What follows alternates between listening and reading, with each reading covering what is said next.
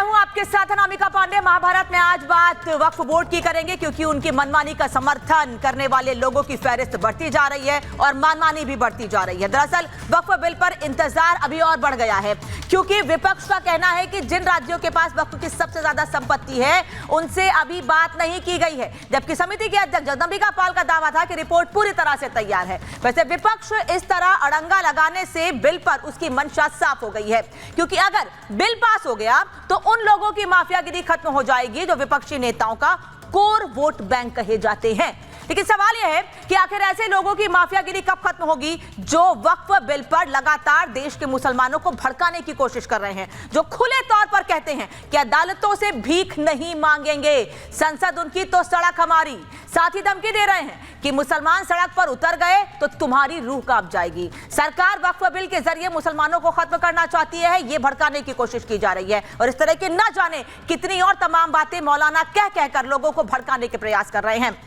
सड़क से सदन तक महाभारत करवाना चाहते हैं ये लोग। वक्फ की माफियागिरी का नया उदाहरण वाराणसी से सामने आया है, जहां वक्फ बोर्ड ने 115 साल पुराने कॉलेज पर अपना दावा ठोक दिया है। हालांकि कॉलेज प्रबंधन ने इसे बेबुनियाद बताया है। इसीलिए महाभारत में आज यही सवाल पूछूंगी कि आखिर वक्फ बिल से डर क्यों लगता है? आखिर कब तक चंद वोटों के लिए देवी देवताओं के मंदिर से लेकर शिक्षा के मंदिर तक पर वक्फ की मनमानी चलती रहेगी? आखिर विपक्ष क्यों माहौल बना रहा है कि इससे मुसलमानों का हक छीना जाएगा? आज इन तमाम मुद्दों पर बातचीत करेंगे, लेकिन उससे पहले आपको एक रिपोर्ट दिखा देते हैं कि कैसे इस पूरे मामले पर अब राजनीति भी हो रही है। वहीं पिछले दिनों बेंगलुरु में जो all India Muslim personal law board की बैठक हुई है उसमें कैसे एक बार फिर वक्फ बिल पर लोगों को भड़काने की कोशिश की गई और नया दावा वाराणसी में कहां और कैसे सामने आया है।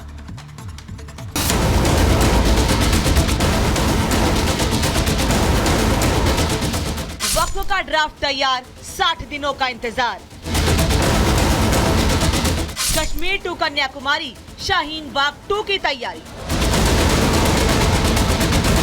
जिस कॉलेज में गए बाबा वहां वक्फ का दावा। संसद में वक्फ संशोधन विधेयक के लिए गठित समिति का कार्यकाल बजट सत्र 2025 के आखिरी दिन तक बढ़ाया गया है। लोकसभा ने इस प्रस्ताव पर मंजूरी दे दी। वक्फ बिल पर जेपीसी का समय बढ़ा। बजट सत्र के पहले हफ्ते में रिपोर्ट देगी जेपीसी। करीब 60 दिनों का करना होगा इंतजार।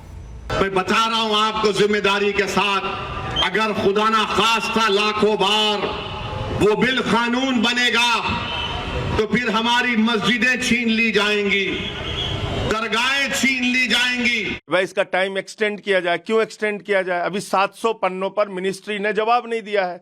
आप संविधान में विश्वास करते हैं मुख्यमंत्री जी, आप गांधी जी के विचारधारा में विश्वास करते हैं, तो किसी भी कीमत पे इस बिल का आप समर्थन मत कीजिए। एक तरफ वक्फ बोर्ड की मनमानी को रोकने के लिए जेपीसी बनी है, दूसरी ओर वक्फ बोर्ड की मनमानी खत्म होने का नाम ही नहीं ले रही है। अब तो खुद पीएम मोदी के संसदीय क्षेत्र में लगभग 100 एकड़ में फैले उदय प्रताप कॉलेज की जमीन पर उत्तर प्रदेश सुन्नी सेंट्रल वक्फ बोर्ड के दावे का मामला सामने आया है। सहायक सचिव उत्तर प्रदेश सुन्नी सेंट्रल वक्फ बोर्ड ने दिया था कि छोटी मस्जिद नवाब टोक मजरात उदय प्रताप कॉलेज भोजूबीर जो है वो वक्फ की संपत्ति है। कॉलेज की जमीन इंडाउमेंट ट्रस्ट की है। चैरिटेबल इंडाउमेंट एक्ट के अंतर्गत ट्रस्ट की जमीन पर किसी अन्य का मालिकाना हक स्वयं समाप्त हो जाता है। हालांकि ये दावा 6 साल पहले ही किया गया था, जिसका जवाब भी कॉलेज की तरफ से उसी वक्त दे दिया गया था। लेकिन वक्फ बिल पर संसद में बहस के दौरान सुन्नी बोर्ड का ये पुराना दावा चर्चा का विषय बन गया है। ये जो मजार को ये मस्जिद का रूप दे रहे हैं लोग और वक्फ बोर्ड इस पे अपना अधिकार बता रहा है कि हमारा ये जमीन है, ऐसा इनका कुछ नहीं है। बाकी ये संख्या बढ़ती जा रही है। ये शिक्षा का मंदिर है, जहाँ छात्र पढ़ने आते हैं वहाँ ये लोग सौहार्द बिगाड़ रहे हैं भीड़ बढ़ा के। ये जब जमीन कॉलेज की है तो इसमें इनका है क्या? ये लोग क्यों यहाँ आते हैं पढ़ने इतनी बड़ी संख्या में? जब आज बड़े समय तक नहीं आते हैं तो पुलिस प्रशासन इसकी जांच करे ना कि जब ये 60 से मस्जिद है तो आप लोग लंबे समय से क्यों नहीं आते हैं? आप ये 5 साल के भीतर क्यों आने का काम किए हैं? हालांकि ये पहला मामला नहीं है जब वक्फ बोर्ड ने किसी जमीन पर अपना दावा ठोका हो। इससे पहले वक्फ देश की संसद पर अपना दावा ठोक चुका है। वक्फ संशोधन बिल के विरोध में मौलाना से लेकर तमाम मुस्लिम धर्मगुरु ने भड़काने का काम शुरू कर दिया है। कश्मीर से कन्याकुमारी तक लोगों को भड़काने का काम जारी है। आज आप कहते हैं कि हम खत्म करके रहेंगे, ठीक है?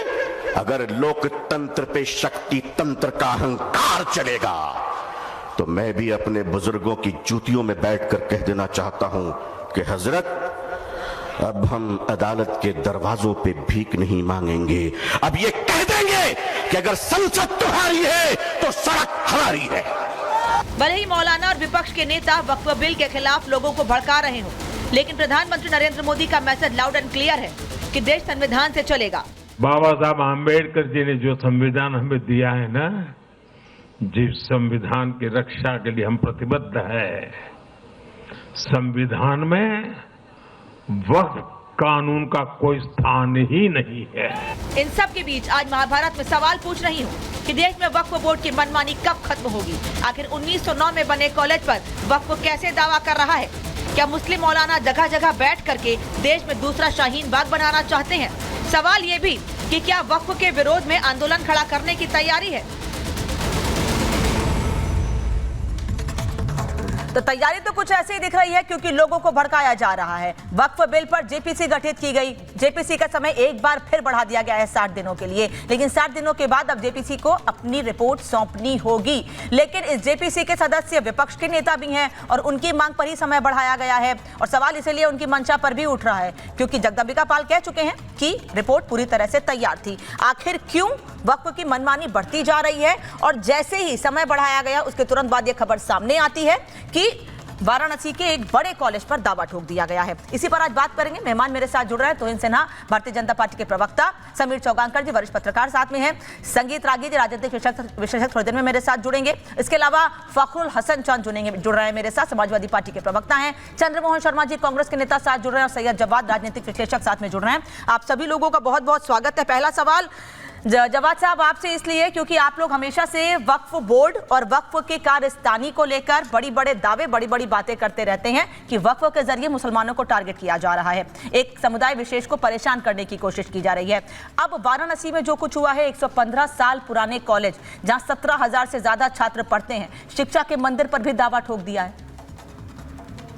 यहां समय बढ़ा, वहां दावा ठोक दिया। जी बहुत बहुत शुक्रिया आपका अनामिका वक्त देने के लिए, और आपको और आपके सभी दर्शकों को मेरा जय हिंद, जय संविधान। देखिए क्या है, वक्फ बोर्ड को लेकर के जितनी एग्रेसिव सरकार दिख रही थी और उससे ज्यादा फिर वो बैकफुट पे आई। यही वो सरकार थी जब 3 कृषि कानून बिल पास हुए तो उसके जो है बहुत बड़े बड़े फायदे बताए जा रहे हैं। बहुत बताया जा रहा था कि किसानों को ये फायदा होगा और ये चीज होगी, और मोदी सरकार एक बार जो कदम आगे बढ़ा लेती है और दोबारा पीछे नहीं लेती। आप ही ने लोगों ने पूरे चैनल पे दिन रात चलाया। फिर उसके बाद क्या हुआ, तो एक हमने बड़ा आंदोलन देखा, सड़कों पे किसान बैठे रहे, 650 से ज्यादा किसानों की शहादत हुई।